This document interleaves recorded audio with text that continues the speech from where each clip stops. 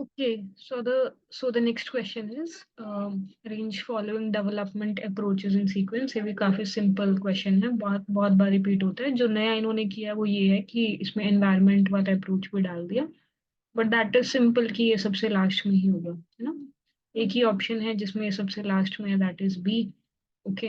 और वैसे भी अगर आप देखो, अगर आप अच्छे से पढ़ के भी गए थे एग्जाम में, तो भी काफी सिंपल था कि पहले विड आएगा, फिर वैड आएगा और उसके बाद गैड आएगा. बिकॉज बिकॉज जेंडर तो देखो बाद में ही रहेगा. जेंडर एंड डेवलपमेंट, पहले विमेन इन डेवलपमेंट से शुरुआत हुई थी और विमेन इन डेवलपमेंट को क्रिटिसाइज करते हुए ही तो वैड आया था, है ना. तो वैड जो है वो विड के बाद में आएगा, फिर गैड आएगा और उसके बाद जो है वेड आएगा, यानी कि WED.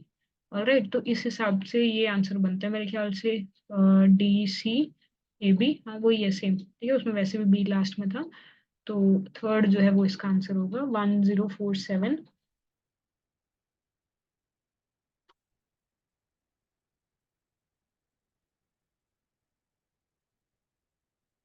इसका आंसर थर्ड ही है. ठीक है, काफी सिंपल क्वेश्चन था. अगर आपको इसकी एक्सप्लेनेशन चाहिए तो हम लोगों ने कोर्स में ये काफी अच्छे से इसको एक्सप्लेन किया हुआ है. ठीक है, आप लोग वहां पर जाकर के चेकआउट कर सकते हैं. Okay, so next is which of the following tribal society do not allow women to inherit ancestral or immovable property owing to their customary law. तो कस्टमरी लॉ के बेसिस के ऊपर इनमें से कौन कौन सी ऐसी कम्युनिटीज हैं या ट्राइबल सोसाइटीज हैं जो कि विमेन को प्रॉपर्टी में शेयर नहीं देती हैं. कौन सी प्रॉपर्टी के अंदर? जो इमूवेबल प्रॉपर्टी होती है, जिसको हम एक्चुअल में मतलब जो सॉलिड वाली प्रॉपर्टी जिसको हम मानते हैं. ठीक है, जैसे लैंड हो गई, राइट, एग्रीकल्चरल प्रॉपर्टी टाइप्स, उस तरीके की चीजें, आपका हाउस हो गया, वो सब कुछ. ठीक है, तो मेरे ख्याल से इसमें एक तो रेंगमा ग्रुप तो रहेगा ही रहेगा. ठीक है, तो तीन ऑप्शंस में सी है, that is ANC, BNC and CND. Monpa इसका हो सकता है, मेरे को लगता है इसका CND होना चाहिए. थोड़ा सा टफ क्वेश्चन था ये. ठीक है, लेकिन अगर आपको रेंगमा भी पता होता तो भी शायद आप थोड़ा बहुत इसमें कर लेते. तो दिस इज 1020. इसका फोर ही है. ठीक है, ये मैं देखती हूँ, इसके बारे में थोड़ी सी चीजें जो है वो मैं नोट्स में ऐड कर दूंगी. मैंने कहीं पे रेंगमा पढ़ा था, इसलिए मैं इसको थोड़ा सा एलिमिनेट कर पाई थी बाकी ऑप्शंस को. बट आई नो कि कुछ लोगों के लिए टफ हो सकता है, तो इसमें अगर मेरे को जो भी कुछ चीजें मिलती हैं, कंटेंट मिलता है, वो मैं नोट्स के अंदर अकॉर्डिंगली ऐड कर दूंगी. ठीक है, so the next question is the Marco-Mori test is. Okay, this is very interesting. Mako Mori test, मुझे किसी ने क्वेश्चन भेजा भी था. I found it very interesting कि एनटीए ने जो था इसको ऐड किया था.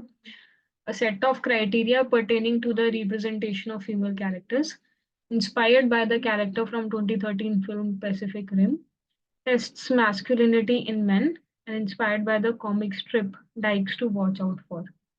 ओके, सो मार्को मोरी टेस्ट बेसिकली क्या है कि जो सिनेमैटिक क्रिएशंस होती हैं, फिल्म्स होती हैं, ठीक है, जहाँ पे जो है बेसिकली आप स्क्रीन के ऊपर जो चीजें देख रहे हो, ठीक है, उसके अंदर विमेन का कितना रिप्रेजेंटेशन है, उस चीज को एनालाइज करने के लिए, उस चीज को मार्क्स देने के लिए एक टेस्ट बनाया गया जिसको बोलते हैं मार्को मोरी टेस्ट. ठीक है, तो बेसिकली उसके अंदर क्या क्या चीजें देखी जाती हैं कि उसके अंदर कोई, मान लो कि हम कोई फिल्म देख रहे हैं, हम लोग कैसे उसको मार्को मोरी टेस्ट के ऊपर एनालाइज करेंगे कि उसके कुछ रूल्स रहेंगे, जैसे कि इसके अंदर कोई फीमेल लीड कैरेक्टर है कि नहीं है. अगर है फीमेल लीड कैरेक्टर, तो उसकी जो स्टोरी की ट्रैजेक्टरी है वो किसी मैन के अकॉर्डिंग तो नहीं चल रही है ना, या उसके पीछे पीछे नहीं चल रही है, मतलब मैन के अराउंड वो स्टोरी नहीं घूम रही और फीमेल को जस्ट वहां पे for the sake of it डाला गया है.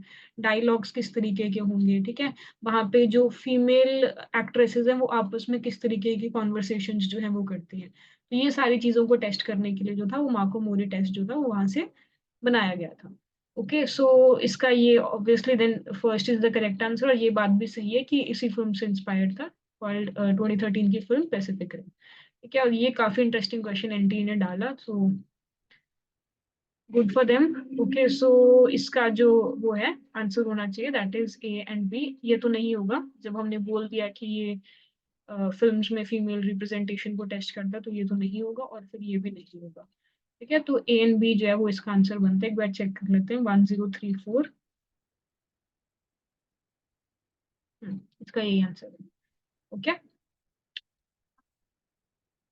so the next question is, okay, yes, ये क्वेश्चन तो खैर बहुत बार रिपीट होता है, बहुत मतलब फ्री के नंबर है ये तो। Sexual harassment includes the following unwelcome acts और बिहेवियर। ये बेसिकली जो sexual harassment act work place 2013 वाली एक्ट है, वो डिफाइन कर दिया सेक्सुअल हरासमेंट को, और वहां से ये क्वेश्चन जो है ये बार बार बनता है।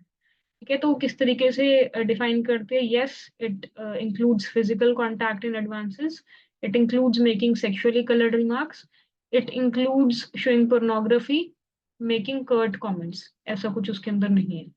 ठीक है, तो इसका ABNC होना चाहिए, एक बार चेक कर लेते हैं। 1029 1 ये इसका। ठीक है, काफी सिंपल क्वेश्चन था। ओके, ये क्या है? Work and people, Sappho for equality, queer link, Yaarana, Bombay Dost. Okay, तो कुछ एनजीओज और मैगजीन्स दी हुई हैं, उसके अंदर आपको मैच द फॉलोइंग करना है। इधर लिखा हुआ है first gay anthology edited by Hoshang Merchant, an exclusive publishing and marketing agency on LGBTQ literature. India's first gay magazine, ये पता होना चाहिए आपको। India's first gay magazine launched by Ashok Row Kavi, an organization based in Kolkata working for the rights of lesbians, bisexual women and trans men in India। Right, so देखो, ये तो हमने पढ़ा ही हुआ है कि बॉम्बे दोस्त जो है वो इंडिया की पहली गे मैगजीन थी। ठीक है, और नोट्स के अंदर ये भी हमने इंक्लूड किया हुआ है कोर्स में कि सैफो फॉर इक्वालिटी जो है एक कोलकाता बेस्ड NGO। ठीक है, तो हम देखते हैं कि इन दो ऑप्शन से क्या बन पा रहा है। ए का 4 एक ही ऑप्शन में है, तो इसका यही आंसर होना चाहिए मेरे हिसाब से। देखो, इसमें डी का 3 भी मिल जाएगा आपको। ठीक है, और बाकी जो है दो ऑप्शंस भी देख लेते हैं। इसके अकॉर्डिंग बी का 2 बनता है, queer link an exclusive publishing and marketing agency on LGBTQ literature, यही होना चाहिए। और याद आना, first gay anthology edited by Hoshang Merchant, तो मेरे हिसाब से इसका 4 ही होना चाहिए। 1045 यही है। Okay, right, so next question, who use the term feminist jurisprudence? Right. Catherine McKinnon, Carol Bateman, Anne Scales and Kimberly Crenshaw। काफी जो है डायरेक्ट क्वेश्चन आया हुआ है ये, तो इसका एन स्केल्स होना चाहिए है मेरे हिसाब से। 0980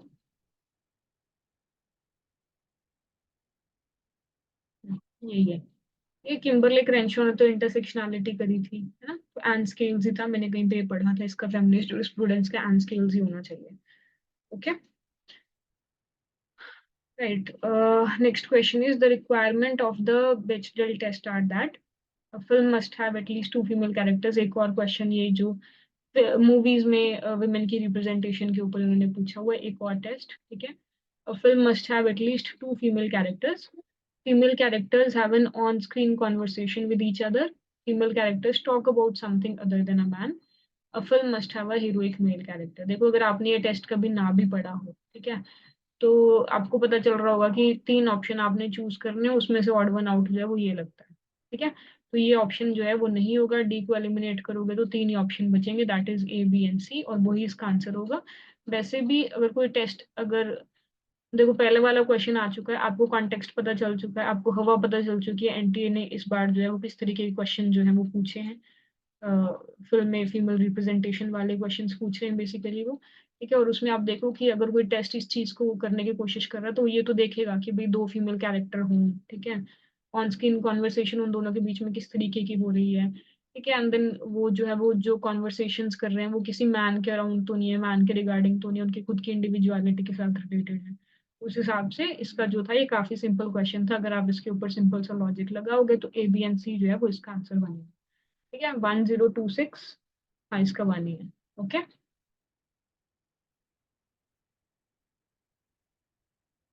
the next question is role of national commission for women is two. हाँ, ये भी मेरे को एक बच्चे ने भेजा हुआ था, इसमें भी थोड़ी सी कंफ्यूजन जो थी, इट वाज देयर।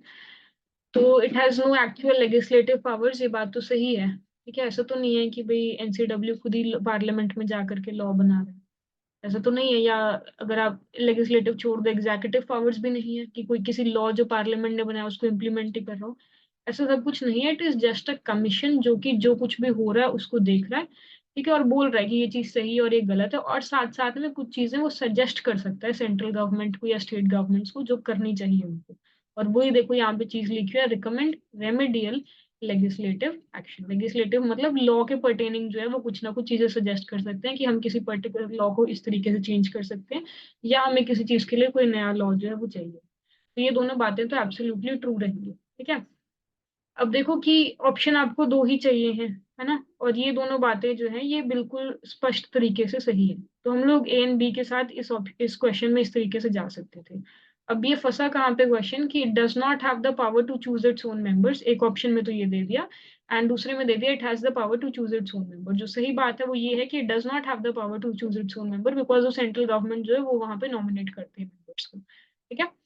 तो लेकिन उन्होंने दो ही पूछे थे आपसे, और इन दोनों में ये आपस में ही टकराव चल रहा है, तो आप इन दोनों को ही मेरे ख्याल से निकाल सकते थे, और ए एंड बी जो था वो इस तरीके से आ सकता। अब देखो, पता नहीं एनटी क्या करना चाह रहा था, तीन ऑप्शन सही दे दिया, और तीन ऑप्शन में से आपका जो मन करे आप उन दो सही ऑप्शंस को चुन लो, ठीक है। तो I don't know what they were trying to do, anyways 1025, हाँ इसका वन ही है, A and B only. Next question is what does heteronormativity refer to. रोजमर्रा की लाइफ में भी अब तो हम बहुत ज्यादा ये टर्म जो है वो सुनने लग गए हैं। The believe that gender in is solely a social construct होगा, मतलब the believe that gender is solely a social construct, that's the statement. then the assumption that heterosexuality is the norm and the other sexual orientations are abnormal, the idea that biological sex does not determine an individual's gender identity, a concept unrelated to gender studies। तो पहले तो यही eliminate कर दो, ये क्या बात हुई, ठीक है।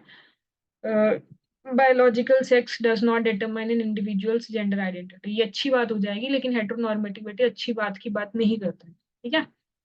जेंडर सोली एक सोशल कॉन्स्ट्रक्ट है, ठीक है। ये भी अच्छी बात हो जाएगी, क्योंकि आप बायोलॉजी से ऊपर उठ करके जेंडर को देख पा रहे हो, सेक्स और जेंडर के बीच में डिफरेंशिएट कर पा रहे हो। लेकिन वो उसका नॉर्मेटिविटी का ये मतलब नहीं होता, उसका मतलब होता है the assumption that heterosexuality is the norm, ठीक है। यानी कि भाई जो सेक्स है मेल और फीमेल, ठीक है ना, वही जो है that is the norm only, यही दो सेक्स जो है ये सोसाइटी के अंदर एग्जिस्ट करते हैं, यही करने चाहिए हैं, ठीक है। और बाकी इसके अलावा अगर किसी की कोई और आइडेंटिटी है तो वो जो है वो एबनॉर्मल है, वो लोग बीमार है, उनको अपना इलाज करवाना चाहिए, ये मतलब होता है हेट्रोनॉर्मेटिविटी। बेसिकली क्या है, हेट्रोसेक्सुअलिटी को नॉर्मल मान लेना। हेट्रोसेक्सुअलिटी क्या होती है, वही दो बाइनरी जेंडर्स, ठीक है, या बाइनरी सेक्सुअल आइडेंटिटीज, राइट। तो इसका जो है फिर टू होना चाहिए था, है ना।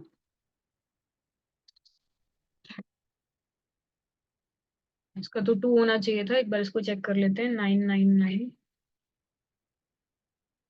यही है, ठीक है। Second is the correct answer. Next question, which of the following feminists organized the first women's convention in Seneca Falls, New York in 1848? Okay, ये भी काफी सिंपल ही लग रहा है। Elizabeth Cady Stanton, of course she will be there, Lucretia Mott, Susan Anthony, Abby Kelley Foster, ठीक है। देखो, अच्छा, और दो ऑप्शन जो है वो सिलेक्ट करने हैं। तो कैडी स्टैंटन तो रहेंगी, उन्हीं का घर था यहाँ पे सेनेका फॉल्स के पास में, तभी ये कन्वेंशन जो थी यहाँ पे हुई थी, ठीक है जी। तो ए तो रहेगा, तो आप सी और डी को एलिमिनेट कर सकते हो यहाँ से, और फिर आ रहा है A N B, A N C, यानी कि लुक्रेटिया मॉट या सूजन एंथनी, इसमें कंफ्यूजन हो सकती है, बट एनटीए के अकॉर्डिंग जो है वो सही answer is Elizabeth Cady Stanton and Lucretia मॉट,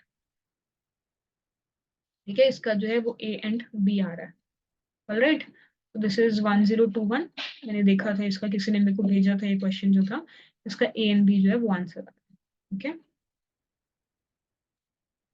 how can we increase the number of female entrepreneurs? Access to finance, access to network, providing a high interest loan, publicity of women role models। अच्छा, ये तो नहीं होगा। High interest loan क्यों दोगे, अगर आपको female entrepreneurs को प्रमोट करना है, बढ़ावा देना है, तो आप उनको लो इंटरेस्ट लोन दो, या फिर इंटरेस्ट वाला लोन ही मत दो, आप उनको सिंपल लोन दे दो, है ना, कोलैटरल फ्री लोन दे दो, लो इंटरेस्ट लोन दो, उस तरीके की चीजें। तो ये तो सी तो नहीं होगा, सी एलिमिनेट कर दीजिए। देखो बस यही बचा, ए बी एंड डी, काफी सिंपल क्वेश्चन है। फाइनेंस दो, यस, फाइनेंस का मतलब यही होता है लोन। नेटवर्क दो, ठीक है, कॉन्टैक्ट्स होने चाहिए उनके पास अपने जो भी करियर है उसके अंदर बढ़ने के लिए। And then publicity of women role models, ये भी जो है अवेयरनेस क्रिएट करेगा, एनकरेजमेंट भी देगा। ठीक है, तो ABND होना चाहिए इसका 1030। यही है इसका फुल। ठीक है, ये क्या है, मैच द फॉलोइंग, और इसमें है ऑथर्स और बुक्स। ओके, सो मारिया माइस, वंदना शिव, गायल अमृत, कमला बशीन। और बुक्स में है exploring masculinity, okay, women the lost colony, earth democracy, Dalit visions. Right, तो अगर आपने इको फेमिनिज्म को देखो थोड़ा भी पढ़ा हो, तो मेरे हिसाब से वंदना शिव का तो अर्थ डेमोक्रेसी हो जाना चाहिए, है ना। यही हमें लगता है इकलौती किताब इन सब में से जो कि इको फेमिनिज्म की बात कर सकते हैं, और वंदना शिव से बड़ा प्रोपोनेंट कौन होगा इको फेमिनिज्म का। तो हम देखते हैं बी का 3। हाँ, अरे कमाल है, देखो बी का 3 जो है वो एक ही ऑप्शन के अंदर है, इसी से ये निकल जाना चाहिए। ठीक है, एनीवेज ग्यालम विद का दलित विजन है। ठीक है, और इस ऑप्शन के अकॉर्डिंग जो है मारिया माइस का हो जाता है विमेन द लॉस्ट कॉलोनी, और कमला बशीन का हो जाता है एक्सप्लोरिंग मैस्कुलिनिटी। ठीक है जी, तो ये भी काफी सिंपल क्वेश्चन था, एक दो बुक से भी जो है पूरा क्वेश्चन जो है वो निकल जा रहा है। बट चेक कर लेते हैं 1041। हाँ, यही है इसका जवाब। ठीक है, okay. Now, who has defined empowerment in terms of three interrelated concepts like agency, resources, and achievements? Okay, three interrelated concepts like agency, resources, and achievements. Right, agency का मतलब क्या होता है, अपने हिसाब से चीजें कर लेना। ठीक है, मतलब you your self should have the power. ठीक है, जो भी आप करना चाह रहे हो उसके रिगार्डिंग। ठीक है, कोई और जो है वो उस चीज को जो है उसके अंदर ज्यादा इंटरफेरेंस ना करे, आप अपने हिसाब से कितनी चीजें जो है कर पा रहे हो अपने बलबूते के ऊपर, that would be women's agency. Resources and achievements, ठीक है, और ऑप्शंस में दिया हुआ है Sherry Ortner, Kate Millett, Adrienne Rich, and Naila Kabeer. I think इसका नाइला कबीर होना चाहिए है। ठीक है, ये तो नहीं होगा, केट मिलेट नहीं होगा, शेरी ऑटनर भी नहीं होगा, और आद्रियान रिच भी नहीं लगता, इसका नाइला कबीर ही होना चाहिए मेरे हिसाब से। 0990 0990। हाँ, यही है, 4 ही है। ठीक है, ओके, सो आई थिंक आज के लिए इतने क्वेश्चंस जो है वो काफी हैं, बाकी जो है नेक्स्ट क्लास में हम लोग आगे क्वेश्चंस जो है वो देखते हैं। Okay, alright, thank you.